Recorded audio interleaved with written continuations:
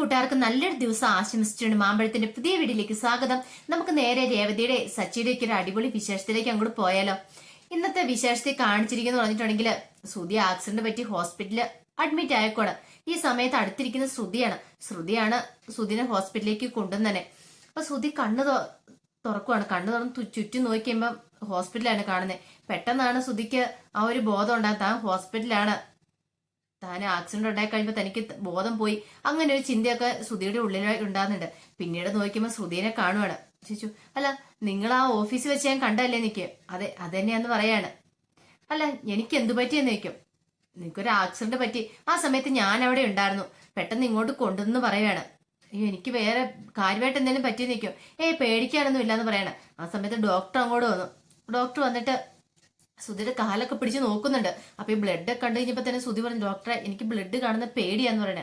പേടിയോ? അതെന്താ? ബ്ലഡ് കണ്ടാ ഞാൻ അപ്പൊ തന്നെ അവിടെ തല ഇറങ്ങി വീഴുന്നു പറയും. അയ്യോ ഇത് വല്ലാത്ത കഷ്ടമായിപ്പോയല്ലോ. ഇത്ര വലിയ ആൾക്ക് ഒരു ഇച്ചിരി നിസാര ബ്ലഡ് കഴിയുമ്പോൾ തലർക്കോ? അത് കൊള്ളാം. ഡോക്ടർ എന്റെ കാലിന് വല്ല പരിക്കെന്തെങ്കിലും പറ്റിയിട്ടുണ്ടോ? പേടിക്കാനൊന്നും ഇല്ലടോ, വലുതായിട്ട് പരിക്കൊന്നുമില്ല. പിന്നെ ആ ഓട്ടോറിക്ഷയുടെ വീല് കയറി ഇറങ്ങിയിട്ട് ആ ചൂണ്ടുവാലിന് ഇച്ചിരി ഫ്രാക്ചർ ഒക്കെ ഉണ്ടായിട്ടുണ്ട്. അതൊന്നും കുഴപ്പമില്ല. ആ നമുക്കൊരു സർജറി ചെയ്തിട്ട് അങ്ങോട്ട് മാറ്റാവുന്നുള്ളൂ. ഇന്നൊരു ദിവസം ഇവിടെ കിടക്ക്, ഇന്നത് ചെയ്ത് കഴിഞ്ഞിട്ട് നാളെ വീട്ടിലേക്ക് പോവാന്ന് പറയാണ്. അങ്ങനെ പറഞ്ഞ് ഡോക്ടർ അങ്ങോട്ട് പോവാണ്. പിന്നീട് ശ്രുതി ചോദിച്ചു, അല്ല എവിടെയാ വീട്? ഫോൺ നമ്പർ എന്തെങ്കിലും തരുവാണെങ്കിൽ ഞാൻ വീട്ടിലേക്ക് വിളിച്ചു പറയാന്ന് പറയണം.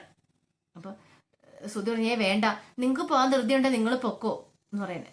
ശ്രുതി പറഞ്ഞേ എനിക്ക് അങ്ങനെ ധൃതിയൊന്നുമില്ല, ഞാനിവിടെ നിന്നോളാം, വീട്ടിൽ നിന്ന് ആള് വരുന്നോളം വരെ നിന്നോളാന്ന് പറയണം. ശ്രുതി പെട്ടെന്ന് വീട്ടിൽ നിന്ന് ആളൊന്നും വരത്തില്ല. അതെന്താ? തന്നെയാണോ താമസിക്കുന്നത് നിൽക്കും? ഞാൻ പറഞ്ഞാലും ആരും വരത്തൊന്നുമില്ല. അങ്ങനത്തെ ഒരു സിറ്റുവേഷൻ കൂടെ ഞാനിപ്പോ കടന്നു പോയിക്കൊണ്ടിരിക്കുന്നേ പറയാണ്. ശ്രുതിക്ക് പെട്ടെന്ന് കാര്യങ്ങളൊക്കെ എന്താണെന്ന് മനസ്സിലായൊന്നുമില്ല.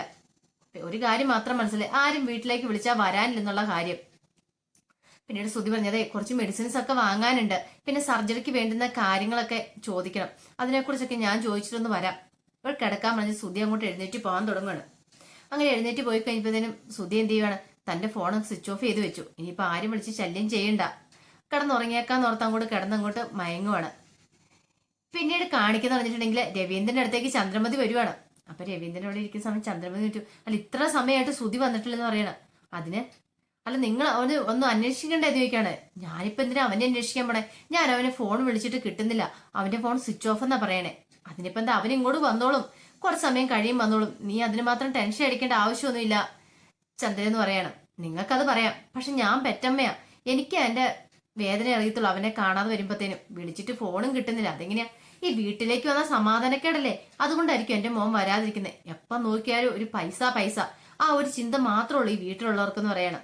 രവീന്ദ്രൻ, അത് നീ പറയരുത് ചന്ദ്രേ. പണം എന്ന് പറഞ്ഞ നടക്കുന്ന ആരാ? നിന്റെ ആ മൂത്ത മോനല്ലേ? അതിനുള്ള ശിക്ഷയല്ലേ അവന് കിട്ടിയേക്കെന്ന് ചോദിക്കണം. ഒരു പെണ്ണാണെങ്കിൽ ആകെപ്പാടെ അവനെ വഞ്ചിച്ചിട്ട് പോയില്ലെന്നൊക്കെ പറയാണ്. ചന്ദ്രമതി പറഞ്ഞു, അതിനെക്കുറിച്ചൊന്നും ഇപ്പൊ കൂടുതൽ സംസാരിക്കാൻ പോണ്ട, എനിക്ക് സുധീനെ എത്ര പെട്ടെന്ന് കണ്ടു കിട്ടണമെന്ന് പറയാണ്. സുധി എവിടെ ഉണ്ടെങ്കിലും കുഴപ്പമില്ല, എനിക്ക് അവൻ ഇപ്പൊ തന്നെ കാണണം, ഫോൺ വിളിച്ചിട്ടാണ്ടും എടുക്കുന്നില്ല. അങ്ങനെ ചന്ദ്രമതി ആകെപ്പാടെ ദേഷ്യവും സങ്കടം കൊണ്ട് ഇങ്ങനെ നിൽക്കുകയാണ്. ഈ സമയത്ത് രേവതി അങ്ങോട്ട് വന്നു. ഉള്ള പാലൊക്കെ ആയിട്ടാ വരുന്നത്. അമ്മ എന്നാ പാലിത് കുടിക്കാൻ പറയണം. അവള് പാലും കൊണ്ട് വന്നിക്കുന്ന. അല്ല അമ്മ രാത്രി എന്നും കിടക്കാനുള്ള പാല് കുടിച്ചിട്ടല്ലേ കിടക്കുന്നേ? അതാ ഞാൻ ഇത് തിളപ്പിച്ചുകൊണ്ട് വന്നേന്ന് പറയണം. അതൊരു കാര്യം ചെയ്യാം, നിന്നെ തലവഴി അങ്ങോട്ട് ഒഴിക്കുക. അവളൊരു അഭിനയമായിട്ട് വന്നേക്കുന്നു. നീ ഒറ്റ എഴുത്തി കാരണം ഈ പ്രശ്നങ്ങളെല്ലാം ഇവിടെ ഉണ്ടായേക്കുന്നേ. നിന്നെ അന്ന് കുടുംബത്തിലേക്ക് കെട്ടിയെടുത്തില്ലായിരുന്നെങ്കിൽ ഒരു പ്രശ്നങ്ങളും ഉണ്ടാകത്തില്ലായിരുന്നു. അതെങ്ങനെയാ? നിന്റെ അച്ഛന് വണ്ടിയുടെ മുന്നിൽ പോയി ചാടിയില്ലേ? ആ ചാടിയത് കൊണ്ടുള്ള പ്രശ്നങ്ങളൊക്കെയാ. ആ രക്ഷിക്കാൻ വേണ്ടിയിട്ടാണല്ലോ എന്റെ സുധിയെ കൊണ്ട് ബലിയാടാക്കിയത്. അവസാനം അവന്റെ ജീവിതം ഇങ്ങനെയായിപ്പോയി. ഇനി പറഞ്ഞിട്ട് കാര്യമൊന്നും ഇല്ലെന്ന് പറയാണ്. ഇങ്ങനെ ചന്ദ്രമതി വളരെ പരുഷമായിട്ട് രേവതിയോട് സംസാരിച്ചുകൊണ്ടിരിക്കുകയായിരുന്നു. ആ സമയത്താണ് സച്ചി അങ്ങോട്ട് കടന്നു വരുന്നത്. സച്ചി വരുമ്പം ചന്ദ്രമതി പറയുന്നത്, എത്രയും പെട്ടെന്ന് എനിക്ക് സുധീനെ കണ്ടുകിട്ടും, അല്ലെങ്കിൽ ഞാൻ തന്നെയാണ് പോയി അന്വേഷിക്കും. അങ്ങനെ പറഞ്ഞുകൊണ്ടിരിക്കുന്ന സമയത്താണ് സച്ചിയുടെ വരവ്. സച്ചി പറഞ്ഞു, ഒരു കാര്യം ചെയ്യാം, നമുക്ക് പോലീസ് സ്റ്റേഷനിൽ ഒരു കംപ്ലൈന്റ് കൊടുത്താലെന്ന് ചോദിക്കുകയാണ്. ഞെട്ടിത്തിരിഞ്ഞ് രേവതിയും ചന്ദ്രമതിയൊക്കെ നോക്കിക്കഴിയുമ്പോഴത്തേനും സച്ചി അങ്ങോട്ട് വരുന്നതുണ്ട്. സച്ചി വന്നിട്ട്, ഇപ്പൊ എന്താ പ്രശ്നം? സുധിയെ കണ്ടില്ല, അത്രയേ ഉള്ളൂ, നമുക്ക് പോലീസ് കൊണ്ട് കംപ്ലൈന്റ് കൊടുക്കാന്നേ. 50 ലക്ഷം രൂപയും കൊണ്ട് മുങ്ങിയ സുധിയാ. പിന്നീട് 10 ദിവസം വന്ന് വീട്ടിൽ നിൽക്കുന്നതിന് മുമ്പ് വീണ്ടും അടുത്ത മുങ്ങല്. ആ പോലീസിന് കംപ്ലൈന്റ് കൊടുക്കുമ്പോ എന്താന്ന് കൊടുക്കണം? 50 ലക്ഷം കൊണ്ട് നേരത്തെ മുങ്ങിയിട്ട ആളാന്ന് പറഞ്ഞു വേണോ കംപ്ലൈന്റ് കൊടുക്കാനായിട്ട്? അതൊരു വേറെ എന്തെങ്കിലും എഴുതണോന്ന് ചോദിക്കുവാണ്. ചന്ദ്രമതി ആകെപ്പാടെ പെട്ടു. ചന്ദ്രമതി, ദേ സച്ചി, നീ ഒരു കാര്യം ചെയ്യണം. ഞാൻ ആകെപ്പാടെ തകർന്ന് തരിപ്പണമായി നിൽക്കും അവനെ കാണാതെ.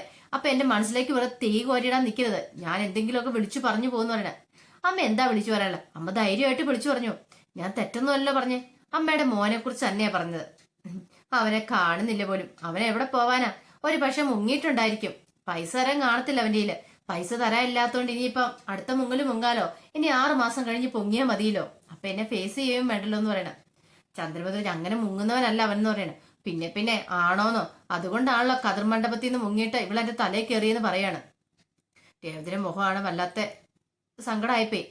ഇപ്പൊ ഇടയ്ക്കിടയ്ക്ക് എന്തേലും പറഞ്ഞിട്ടുണ്ട് സച്ചി ഇങ്ങനെ പറയും, നീ എന്റെ തലയിൽ കയറിയതാന്നൊക്കെ. അത് കേൾക്കുമ്പോൾ രേവതിക്ക് വല്ലാത്ത വിഷമം ആവുന്നുണ്ട്. പിന്നീട് സച്ചി പറഞ്ഞു, അതെ, സുധി പോയിട്ടുണ്ടെങ്കിൽ അവൻ വൈകുന്നേരം തന്നെ ഇങ്ങോട്ട് തിരിച്ചു വരും. അവൻ അതേ ദൂരമൊന്നും പോകാൻ വഴിയില്ല. അവൻ എവിടെയെങ്കിലും കറങ്ങി തിരിച്ചു നിൽക്കുന്നുണ്ടായിരിക്കും. അല്ലെങ്കിൽ ഇനിയിപ്പോ ആരെ പറ്റിക്കാൻ ഓർത്തുള്ള ഗവേഷണം നടത്തിക്കൊണ്ടിരിക്കുമായിരിക്കും. ഗവേഷണം കഴിഞ്ഞ് കഴിയുമ്പോൾ അവൻ തന്നെ ഇങ്ങോട്ട് വീട്ടിലേക്ക് വന്നോളും. അതിന് മാത്രം ആരും ഇവിടെ വ്യാകുലപ്പെടേണ്ട ഒരു ആവശ്യമില്ലെന്ന് പറയണേ. അല്ലെങ്കിലും അവൻ ഇങ്ങോട്ട് വന്നിട്ട് ഇപ്പൊ എന്ത് ചെയ്യാനാ? 50 ലക്ഷം കൊണ്ട് പോയവനാ.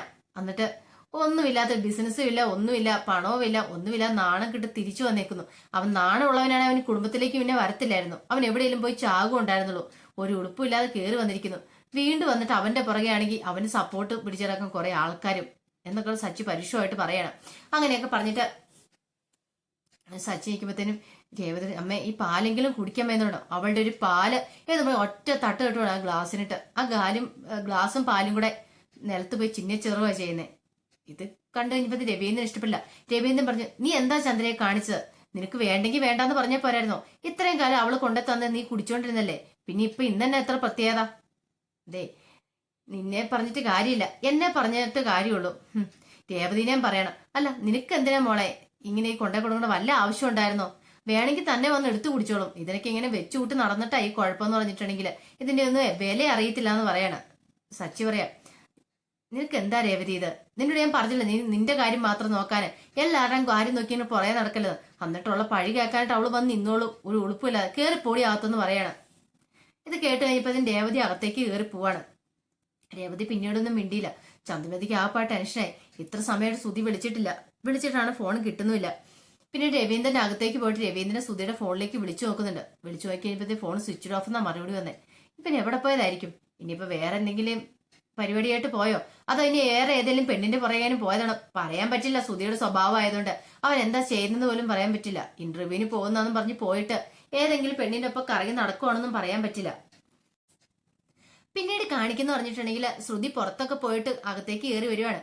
ഈ സമയത്ത് ശ്രുതി കണ്ണു തുറന്ന് കിടക്കുക. അപ്പൊ ശ്രുതിയോട് പറഞ്ഞു, ഒരു കാര്യം ചെയ്യുക, ആ ഫോൺ നമ്പർ വേണേ ഞാൻ വീട്ടിലേക്ക് ഒന്ന് വിളിച്ചു നോക്കാന്ന് പറയണ. ഞാൻ പറഞ്ഞില്ലേ വീട്ടിലേക്ക് വിളിച്ചു നോക്കിയിട്ടും കാര്യമില്ലെന്ന്.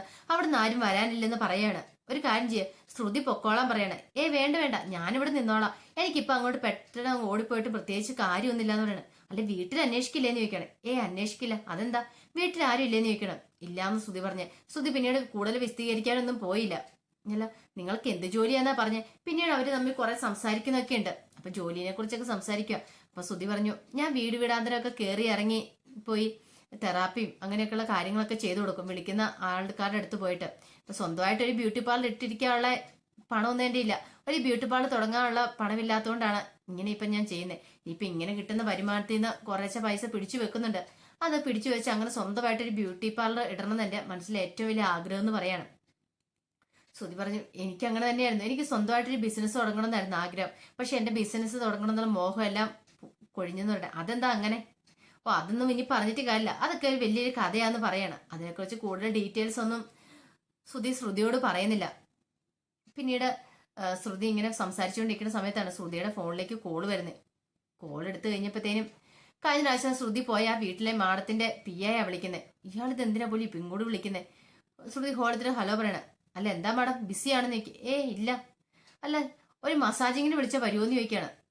അല്ല, ഇപ്പൊ ഈ മസാജ് ചെയ്യാനായിട്ട് മാഡം നേരത്തെ പറഞ്ഞിട്ടില്ലോ. പിന്നെന്താന്ന് ചോദിക്കണേ. മാഡത്തിനല്ല, എനിക്കാന്ന് പറയും. ഞാൻ പറഞ്ഞിട്ടുണ്ട് ഇമാതിരി വർത്താനമായിട്ട് മേലെ എന്റെ അടുത്തേക്ക് വന്നേക്കല്ലെന്ന്. നിനക്ക് നാണമില്ല മനുഷ്യാന്ന് ചോദിക്കാണ്. അതെന്താ? ഞാൻ പറഞ്ഞ തെറ്റാണോ? ഇപ്പൊ വരുവാണെങ്കിൽ നിനക്ക് 2 കസ്റ്റമേഴ്സിനെ കൂടെ ഞാൻ പരിചയപ്പെടുത്തി തരാം. നിനക്ക് ഉപകാരമുള്ള കാര്യമാണ് ഞാൻ പറയണേ. സമ്മതമാണെങ്കിൽ മാത്രം മതി എന്ന് പറയണേ. ശ്രുതി പറഞ്ഞു, നിങ്ങൾ ഫോൺ വെച്ചിട്ട് പോകുന്നുണ്ടോ? അല്ലെങ്കിൽ ഞാൻ എന്താ ചെയ്യുന്നത് പറയാൻ പോലും പറ്റില്ല എന്ന് പറഞ്ഞ് ദേഷ്യപ്പെട്ട് ഫോൺ അങ്ങോട്ട് കട്ട് ചെയ്യാണ്. ശ്രുതി ആരാ?